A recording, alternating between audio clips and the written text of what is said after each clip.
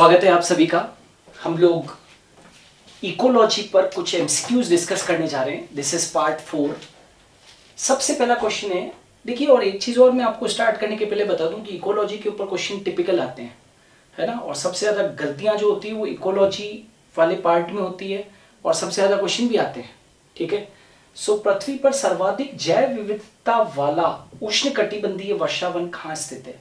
Question ये, पृथ्वी पर सर्वाधिक जैव विविधता वाला, सबसे ज्यादा बायोडाइवर्सिटी वाला उष्णकटिबंधीय वर्षावन कहां पर है?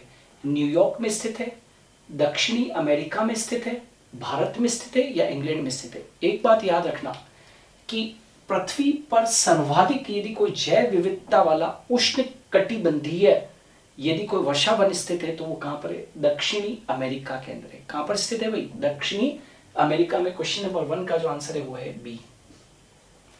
जैव विविधता बढ़ती है, जैव विविधता बढ़ती है मतलब जो बायोडाइवर्सिटी वो कहां से कहां पर जाने पर बढ़ती है? क्या ध्रुवों से भूमध्य रेखा की ओर आने पर? नहीं, ध्रुवों से उल्टा जब भूमध्य रेखा पे आते हैं तो और जैव विविधता घटती चली जाएगी।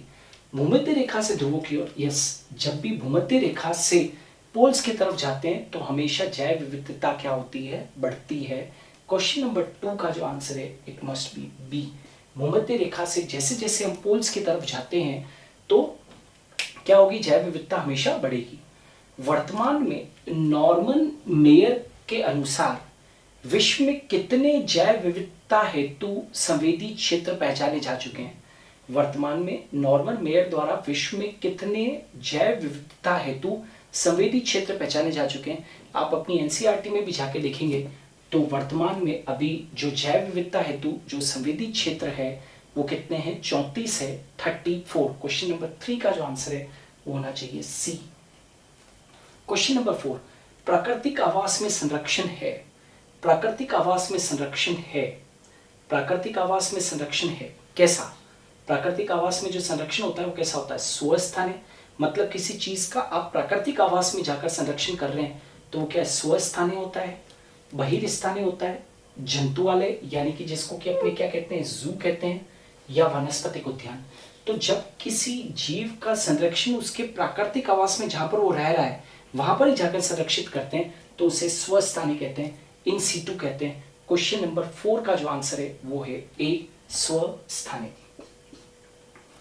आपके मत में एक क्षेत्र में पादप विविधता के संरक्षण का सबसे प्रभावी प्रकार क्या है? मतलब पूछ रहा है कि आपके अकॉर्डिंग एक क्षेत्र में पादप विविधता के संरक्षण के लिए, कंजर्वेशन के लिए सबसे प्रभावी उपाय क्या हो सकता है, प्रकार क्या हो सकता है? उत्तक संवर्धन, ये कोई संरक्षण के लिए तो कोई उपाय नहीं हुआ। जैव मंडल आरक्षित क्षेत्र का निर्माण मतलब बायोस्फीयर रिजर्व्स का निर्माण, वनस्पतिक उद्यान का निर्माण यानी कि बॉटनिकल गार्डन्स का निर्माण, या बीज बैंक, सीड बैंक्स का निर्माण। तो सबसे बेहतर जो तरीका होगा पादप विविधता के संरक्षण के लिए वो है जैव मंडल आरक्षित क्षेत्रों का निर्माण, ठीक है, बायोस्फीयर जो रिजर्व्स हैं उनका निर्माण। क्वेश्चन नंबर 5 का जो आंसर है it must be B. Question number 6, वानस्पतिक उद्यान का सबसे महत्वपूर्ण कार्य क्या है? वानस्पतिक उद्यान का सबसे महत्वपूर्ण कार्य क्या है? वानस्पतिक उद्यान का सबसे महत्वपूर्ण कार्य मतलब जो बॉटनिकल गार्डन्स होते हैं उनका सबसे महत्वपूर्ण कार्य क्या है? उष्णकटिबंधीय पादपों को देखा जा सकता है वहां पर, जनन द्रव्य का बहिर्स्थानीय संरक्षण करना, वन्य जीवों हेतु प्राकृतिक आवास उपलब्ध करवाना, या पुनर्निर्माण हेतु सुंदर क्षेत्र का उपलब्ध करवाना। द बेस्ट ऑप्शन है जनन द्रव्य का बहिर्स्थानीय संरक्षण करना। जनन द्रव्य क्या होता है? Germ plasm. जर्म प्लाज्म का उनके मूल स्थान से बाहर लाकर संरक्षण करना, जिसको बोलते हैं बहिर्स्थानीय संरक्षण करना, राइट। जर्म प्लाज्म का क्या करना? एक्स सीटू कंजर्वेशन करना, मतलब उनके प्राकृतिक आवास से बाहर निकालकर और बहिर्स्थानीय यानी कि एक्स सीटू कंजर्वेशन करते हैं जर्म प्लाज्म का। वास्तव में जर्म प्लाज्म कहाँ स्थित होता है? सीड्स वगैरह के अंदर, ठीक है। तो उसको हम क्या बोलते हैं? जनन द्रव्य का बहिर्स्थानीय संरक्षण। तो बेस्ट जो काम किया जाता है वनस्पतिक उद्यान के अंदर वो है जनन द्रव्य का बहिर्स्थानीय संरक्षण करना। क्वेश्चन नंबर 6 का जो आंसर है वो है B. Question number 7, Rio de Janeiro में 1992 में जैव विविधता के संरक्षण हेतु आयोजित ऐतिहासिक सम्मेलन को क्या कहा सम्मेलन जाना जाता है?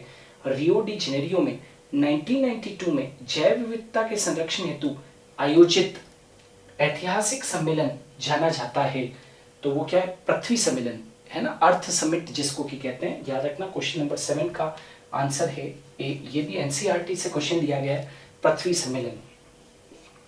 भारत के संदर्भ में निम्न में से कौन सा आक्रमणकारी विदेशी जाति नहीं है? भारत के संदर्भ में निम्न में से कौन आक्रमणकारी विदेशी जाति नहीं है? लेंटेना विदेशी जाति है, पूरे के पूरे राजस्थान के अंदर अरावली हिल्स को देख लीजिए, लेंटेना से पटा पड़ा है, ठीक है। सैनिडोन विदेशी जाति नहीं है। सैनिडोन तो क्या होता है? दूब घास, जो बगीचे की घास होती है उसको सैनिडोन कहते हैं। पार्थिनियम विदेशी है, ये बाहरी जाति है, इसको गाजर घास के नाम से भी जानते हैं। आइकोर्निया जलकुंभी, वाटर हाइसिंथ कहते हैं। तो आइकोर्निया, पार्थिनियम और लेंटेना तीनों के तीनों आक्रमणकारी विदेशी जाति है। और इनमें से विदेशी जाति कौन सी नहीं है?